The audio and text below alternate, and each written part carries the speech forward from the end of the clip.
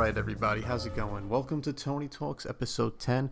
I hope everybody's doing good. I just want to say hello to you, and I'd like it if you said hello to me, because it's social distancing season, at least until the end of April, and sometimes I just need to feel like you guys care a little bit. So if you just said hello, maybe send me a like on Instagram, or even better, the old classic, give me a poke on Facebook. That's how I'll know you guys truly care. Just give me a little poke. Just a poke. Just enough to say, hey, I'm here. And I care. A little poke. Because that's how times are today. We could poke virtually. If we poke in person, though, I don't trust it. I don't trust it. I don't know you. Well, I do know you. Well, maybe I know you. Maybe I don't. But let's just leave the pokes to Facebook. That's just our way of saying, hi, we're still here. And we're enjoying our quarantine. I have been doing well here.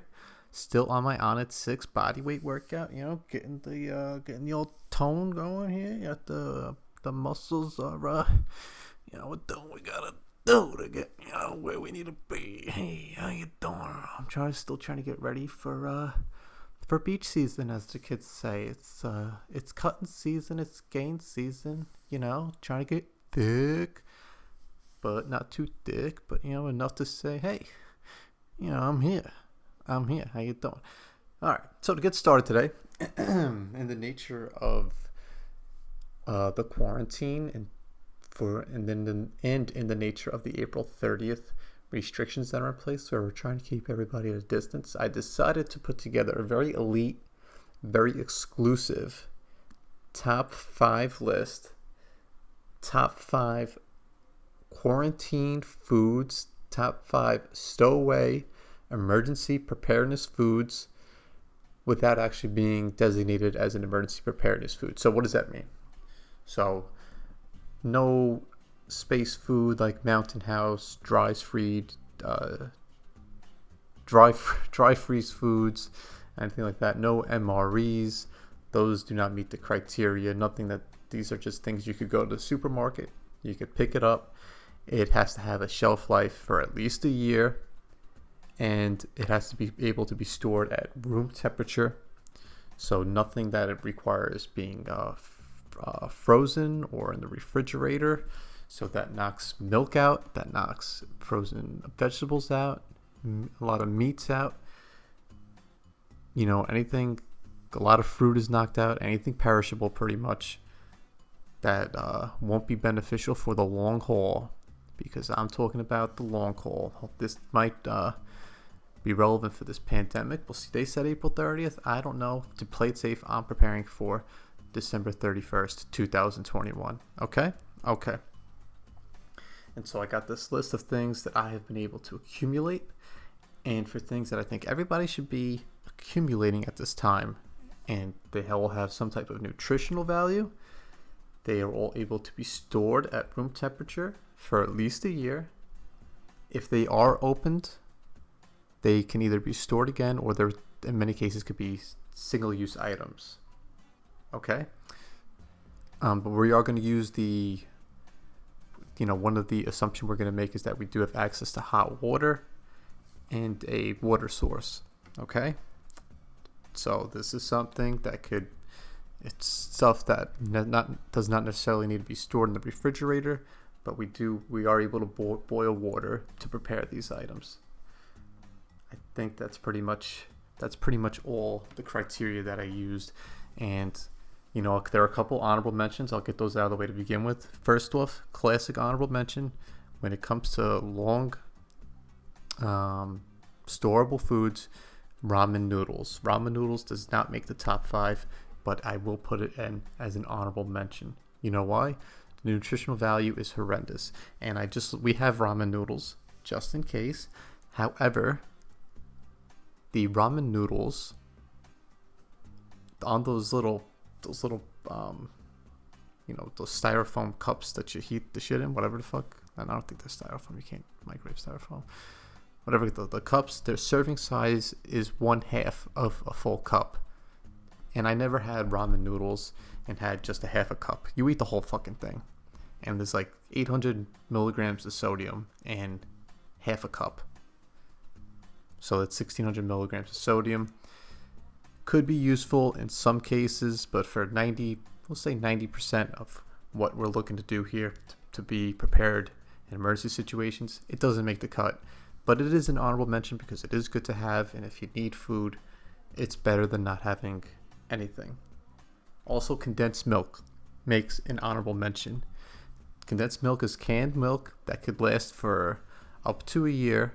However, it does need to be refrigerated after it is opened. You can't just open the condensed milk and then put it away because it'll go bad, within a day or two.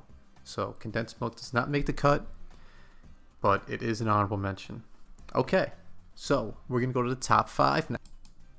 Coming in at number 5 on the top 5 emergency preparedness foods that you can have just by going to the supermarket and picking up stuff is going to be a classic pantry item, canned foods. Yes, every kind of canned food.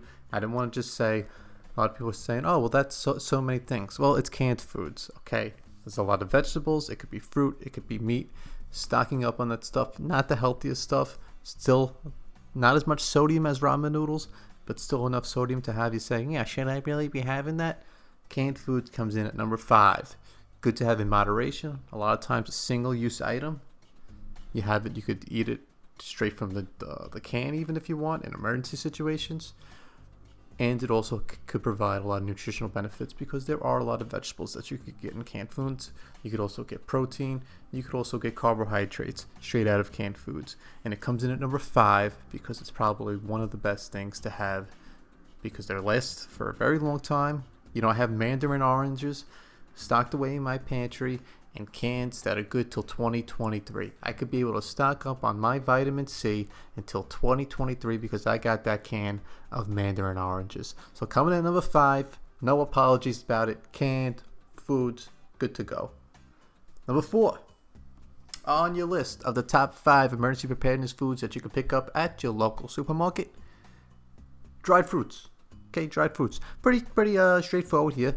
You could pick them up, put them away, munch on one, put them back, reseal them, and they're good. They typically have a shelf life of about a year. Dried fruits, and good for energy.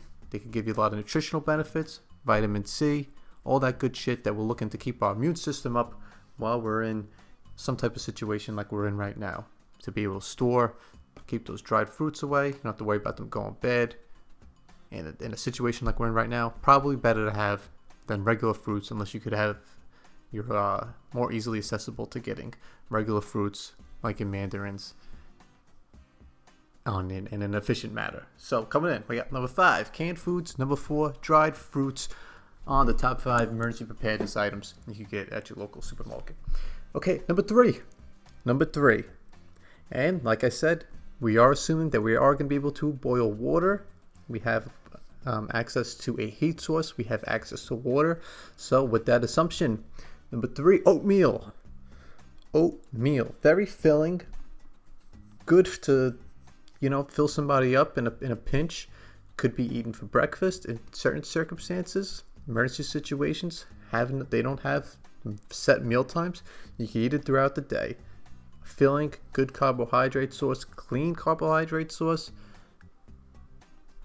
Why not oatmeal? Oatmeal's number 3. Shelf life is over a year. Put it in there. You have it. One less thing to worry about. Oatmeal comes in at number 3. Moving forward, like I said, we are doing the assumption that we can boil water. And with that, it's an easy choice for number 2. Very filling. You could get large amounts of quantity of it. Keep it stored for a while. Open it when you need it. Close it. Put it back when you don't need it. And you could, in emergency circumstances, you could survive off of just this. And that is jasmine rice. That's right. Number 2, coming in, number 2, jasmine rice. Rice is very filling. You could mix it with things. You could have some canned foods. Mix that with the jasmine rice. You could have a pretty good meal. And that's why jasmine rice, because of its shelf life, how much it fills you, and its versatility. Versatility is very important in emergency circumstances. So jasmine rice coming in at number 2. And before we get to number 1, we're gonna do a recap. Top 5. Number 5, canned foods. Number 4, dried fruits. Number 3, oatmeal.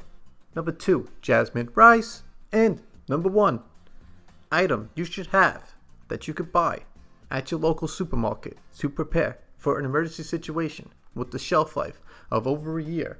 If you open it and you do have access to refrigeration, you could store it, still be good for another 3 or so months. So this thing, you could really extend it out if you do have some extra resources. But even without the extra resources on its own, you could open it, eat it, fill yourself up. It's a good source of carbs, clean carbs. It gives you the fats that you need, and it also is a good source of protein. You already know the answer. I don't even need to say it. Number 1 item you should have: peanut butter. That's right, peanut butter. Very versatile. If you have access to bread, you can make a sandwich, or you could eat it right out of the fucking jar. Peanut butter is number 1, and it wasn't even difficult. I started this list. I said number 1's going to be peanut butter. I have about 16 fucking jars of peanut butter in the pantry or in the fridge that I know I use it every fucking day. It's got everything you need.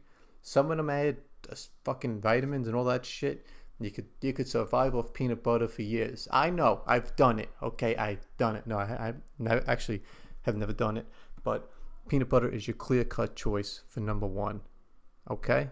If you ever need it, it's there in a pinch. You could store it, make a sandwich, get yourself some jam, or you don't even need the jam. You could take it, rub it on your balls, have your pet lick your balls. It feels great. Peanut butter, you can't go wrong with it. Okay, I'm just kidding. Went a little too far with that list, but we got a little too personal. But, that's okay. That's okay. Sometimes it's good to get a little too personal than not personal at all. And that's gonna conclude our top 5 segment of this episode 10. Do want to get into some regular dialogue that we used to have in here on the podcast. Talk about some stories of some people that are douches, some people that are cool. Let's see what we got written down here. So, my first criticism of the podcast, without being critical, so I consider that to be passive aggressive. A buddy of mine. I'm not going to say his name. We'll just call him Jimbo. So Jimbo's like, yeah, you got to put the podcast on YouTube. And he's been telling me this since I started doing it. And I finally got it on YouTube. I sent him the episodes. He's like, I like to listen to the podcast when I'm working on my stuff.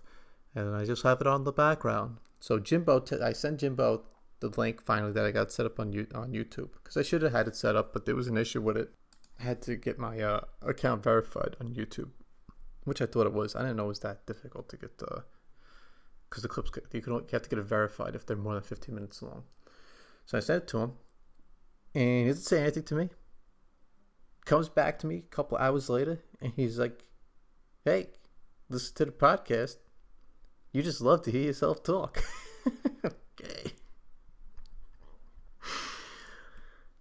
I would have much rather he said, or if he was just honest and said, you sound like an idiot. I don't like it. I don't want to listen to it. That's fine. That's fine too. But if you just could say, why? Because I sit here and talk to myself. Like, I'm not talking to myself. I'm talking to whoever's listening. I don't know. Maybe I'm talking to myself some episodes if nobody will listen.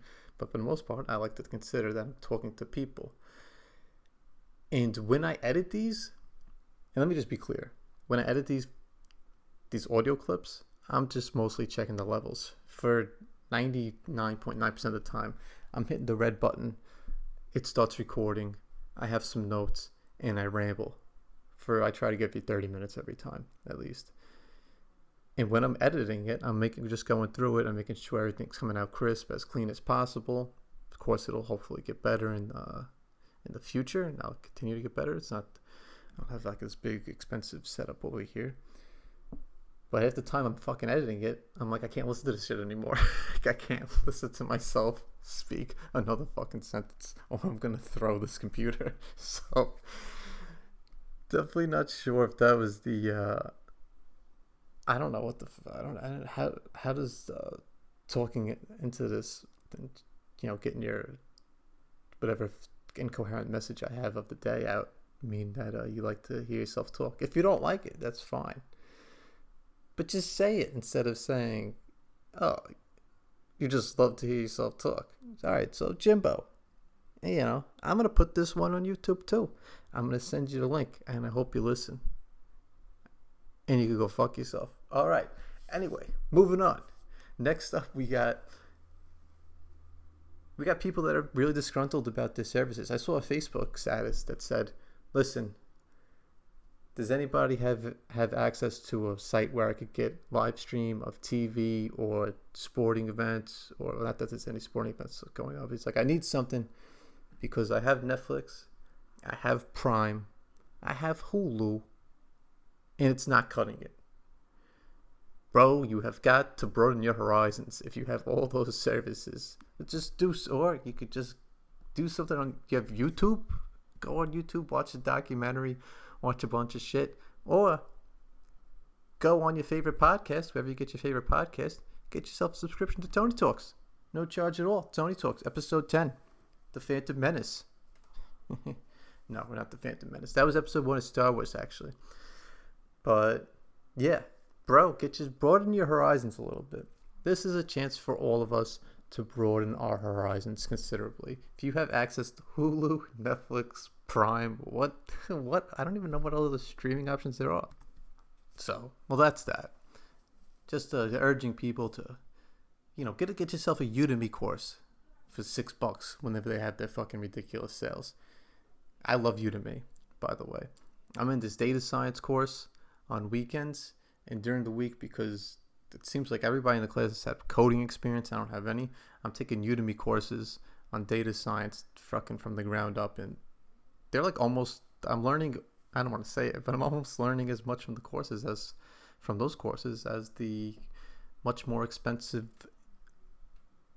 coding academy that I'm attending. So, you know, broaden your horizons a little bit, you know, use what you got, get yourself a fucking, you know, rewatch Entourage. I've been watching Entourage, and next episode I might come out with a list of the top characters from Entourage because I can't help it. It's so clear to me who I like and who I dislike.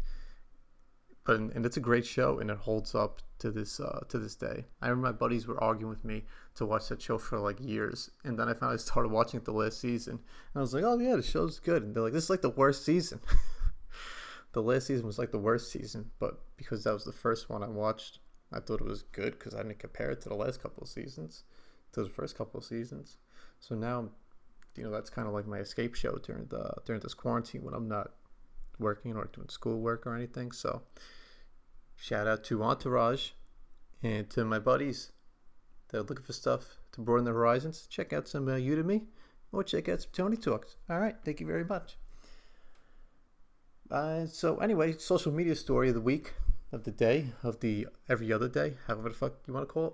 I was on the Instagram, and now I like going on the Instagram. Every so often I'll comment on some shit just to ruffle some feathers. I'll put on some sarcastic thing, and I did that with there was a UFC story that broke about Valentina Shevchenko, who is like the baddest woman on the beast.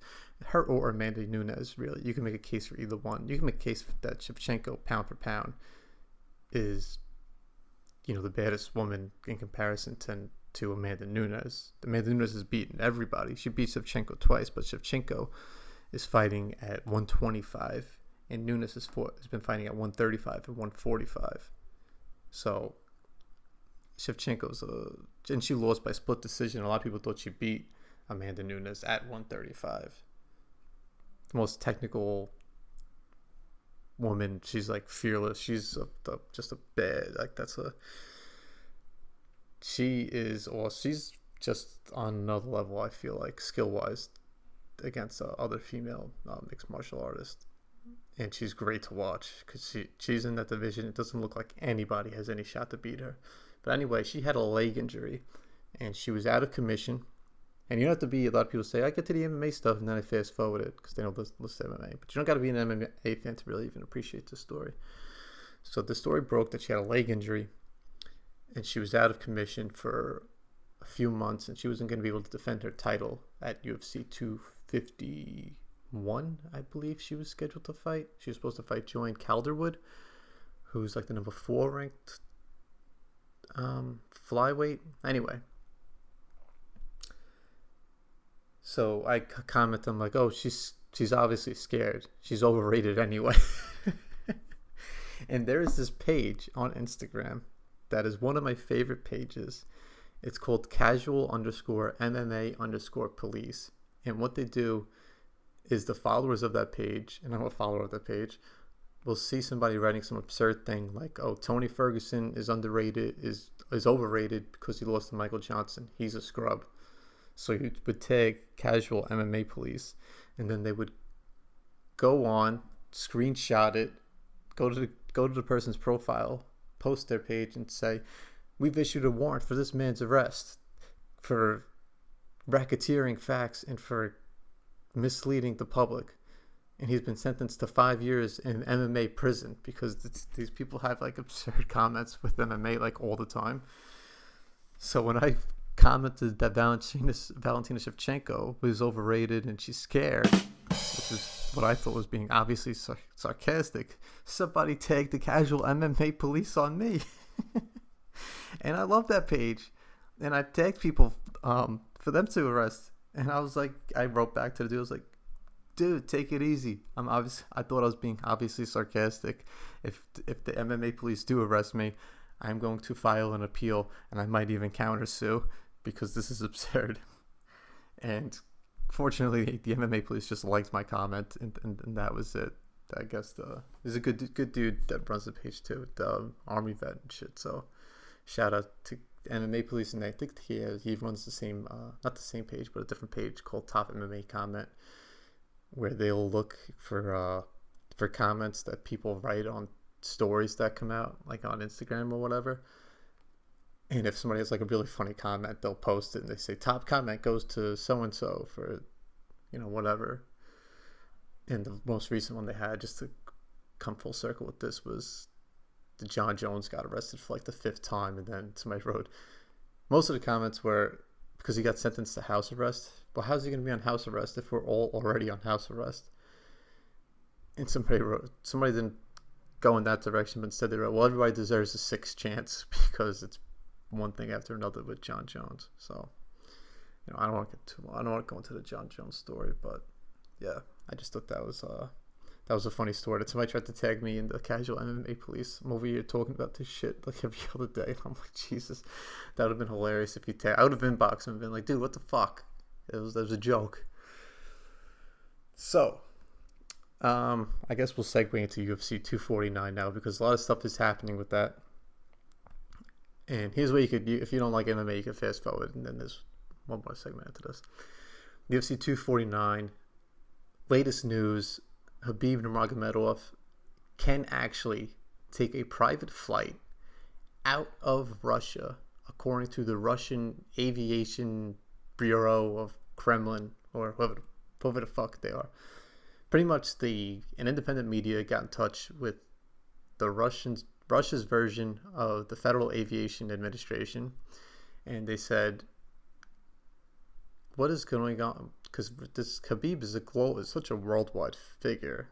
He's got to be number 2 in MMA as far as somebody who's transcended the sport behind Conor McGregor out of active guys right now. And somebody asked the administration, the whatever Russian Aviation Administration, if he could fly out. They want to see him fight Tony Ferguson, because that's the big fight that everybody wants to see. And they said, yes, if he gets a permit and he's able to fly out, if whoever is in charge of his business, they get a permit, he could fly out, or however the fuck, I don't know how exactly it was worded.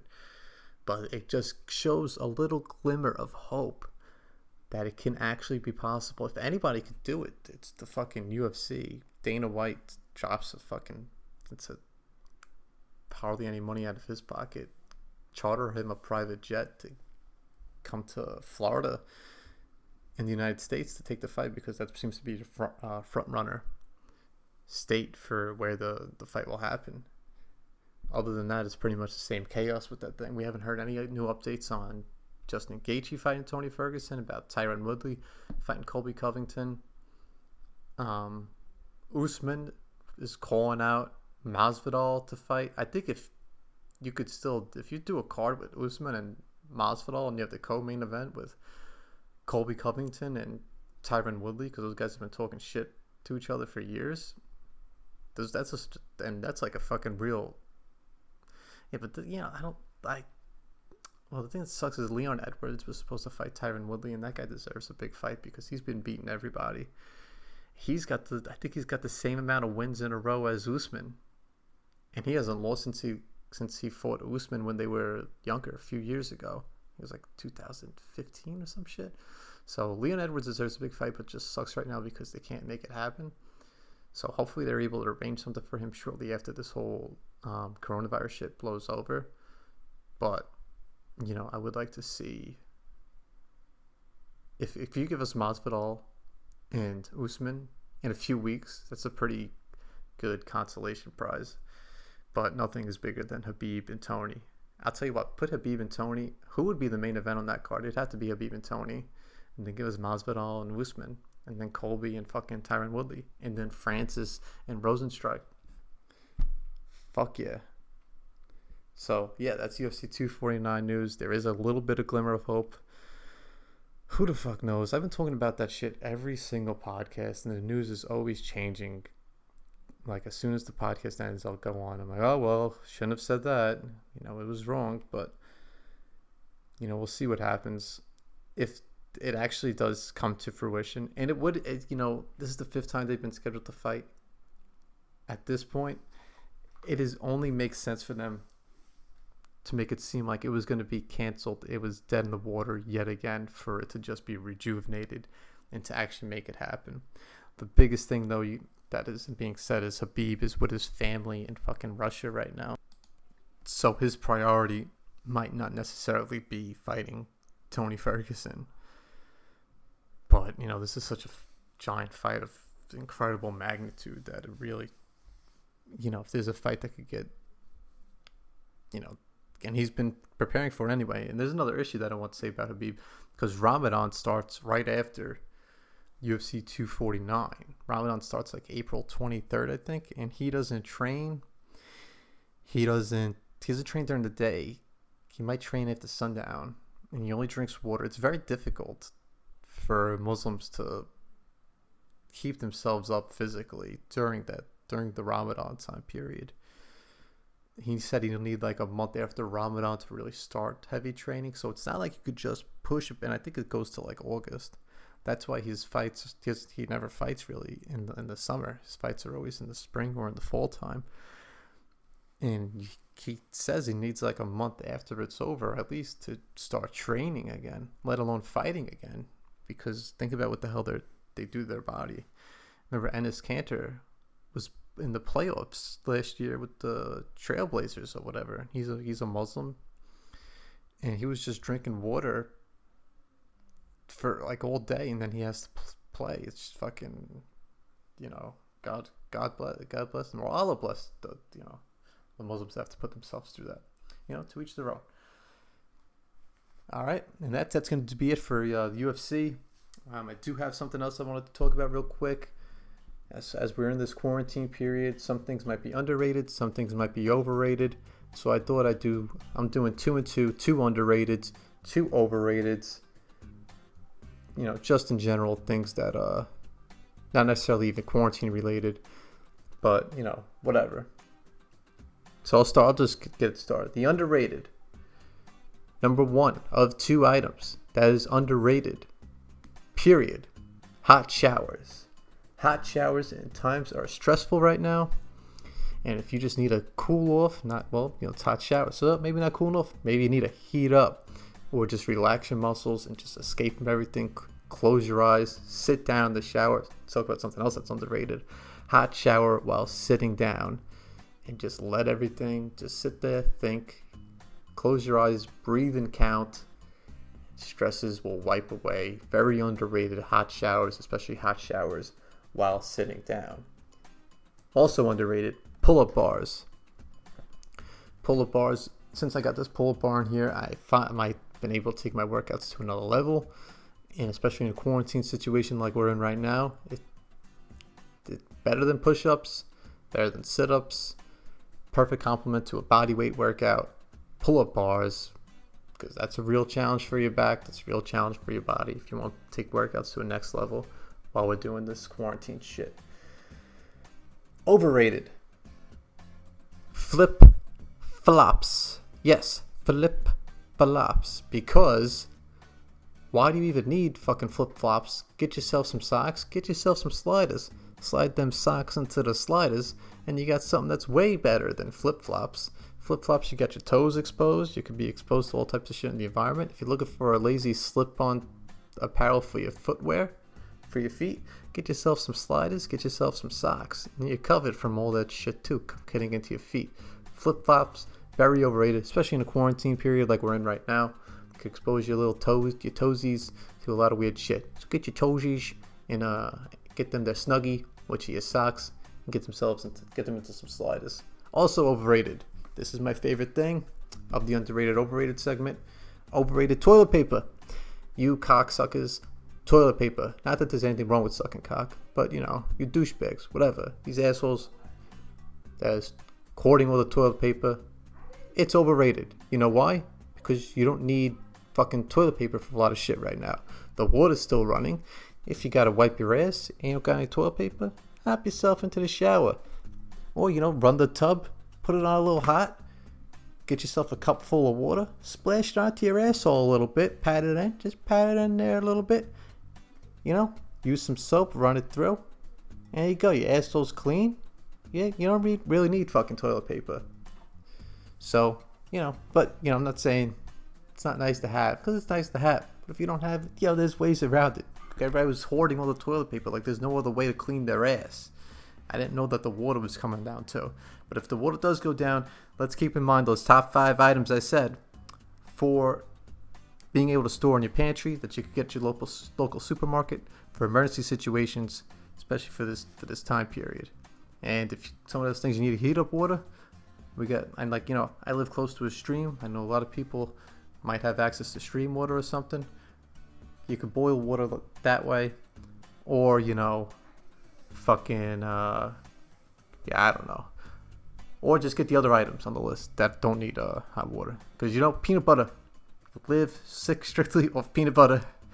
I've scientifically proven it myself. Alright, that's going to be it for today. This is the 10th episode. I thank everybody. Happy. What the fuck is a happle? Happy April Fool's Day. I hope everybody's doing well. Shout out to all the first responders and everybody. Supposedly we're going to be in for a tough couple of weeks here, so I'm going to try to keep pushing content out for people that want to listen to this, and for people that want to criticize it, or for people that want to just say, hey, you know what, you just like listening to yourself. That's why I'm doing this. Okay, so go fuck yourselves. Remember, at Tony Talks 8 on Instagram, at Tony Talks 8 on Twitter, Tony Talks 8 podcast at gmail.com, and we're also on YouTube and wherever you get your favorite podcast platforms. Also, last thing, I'm going to be looking to have guests on. I was going to be looking for like epidemiologists or people that are like really in this field. I had my buddy Joe on. He's very experienced with a lot of shit because of the nature of the jobs that he has. But I might just be looking just for people to talk, see how they're handling everything, and just to catch up and bullshit with a lot of folks. I had a buddy of mine reach out that listened to myself and Joe, and he was a friend of ours from a few years ago. So it was really cool. It was really dope that he reached out, and he was one of our closest friends years ago. And it sounds like he's doing well, aside from a lot of the nonsense that they're forcing people to go through with this fucking coronavirus shit. And I'm also looking to get a podcast set up with bring Joe back on. Joe will probably be on a few times in the future. He'll be a repeating guest, and to have him and our buddy Stefan on. And we could, I think it'd be really, real fun. And, hopefully we don't break each other's balls too much. That's going to do it. Hope you guys staying safe. Wash your hands. Sneeze into your armpits or whatever the fuck. And, splash some water on your ass instead of using toilet paper. All right, that's all I got. Talk to you next time.